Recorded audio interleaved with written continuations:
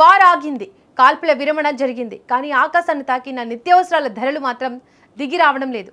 America Iran మధ్య 38 రోజుల పాటు సాగిన భీకర పోరులో ఇరు దేశాలు తామంటే తామే గెలిచామని ఛాతీ చర్చుకుంటున్నాయి.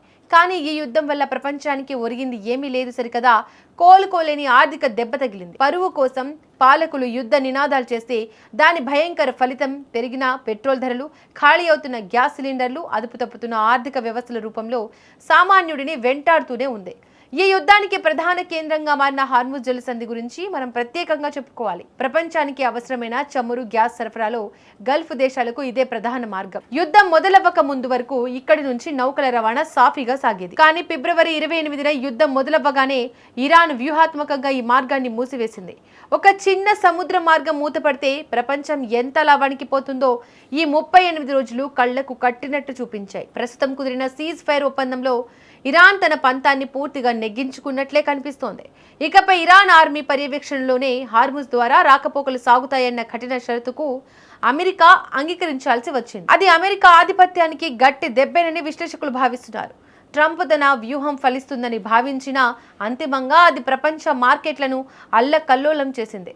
ఇరాన్ కూడా తన పట్టు కోసం ప్రపంచాన్ని ఇబ్బందుల్లోకి పెట్టింది. యుద్ధం వల్ల కలిగిన నష్టాన్ని పూడ్చడం అంత తేలికైన విషయం కాదు. చమురు సరఫరా నిలిచిపోవడంతో రవాణా వ్యవస్థలు స్తంభించాయి. దీంతో రవాణా ఖర్చులు పెరిగి నిత్యావసర వస్తువుల ధరలు ఆకాశాన్ని అంటాయి. ఆ గందరగోళం నుంచి దేశాలు బయటపడేందుకు ఇంకా కొన్ని నెలల సమయం పడుతుందని ఆర్థిక నిపుణులు హెచ్చరిస్తున్నారు. అమెరికా అహంకారానికి, ఇరాన్ పంతానికి అభివృద్ధి చెందుతున్న దేశాలు భారీ మూల్యాన్ని చెల్లించుకోవాల్సి వస్తోంది. రాజకీయంగా ఎవరు పైచేయి సాధించినా యుద్ధం వల్ల కలిగిన ఆర్థిక లోటును ఎవరు భర్తీ చేస్తారన్నదే ఇప్పుడు మిగిలిన అతిపెద్ద ప్రశ్న. నిజానికి ఈ యుద్ధంలో గెలిచింది ఎవరూ లేరు, ఓడింది మాత్రం సామాన్యుడే. యుద్ధం తెచ్చిన ఇంధన కొరత, పెరిగిన ధరల భారాన్ని ప్రపంచం ఇంకా మోయాల్సిందే.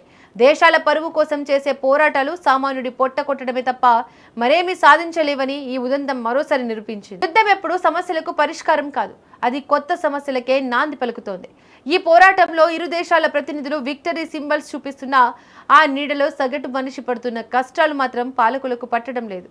ఈ సంక్షోభం నుంచి ప్రపంచం పాఠాలు నేర్చుకుంటుందో లేదో కాలమే సమాధానం చెప్పాలి. ఇరాన్ తన పట్టు బిగించడం, అమెరికా తన ఆధిపత్యాన్ని కాపాడుకునే ప్రయత్నం చేయడం మధ్య సామాన్యుడు మాత్రం బలి పశువుగా మారుతూనే ఉన్నాడు.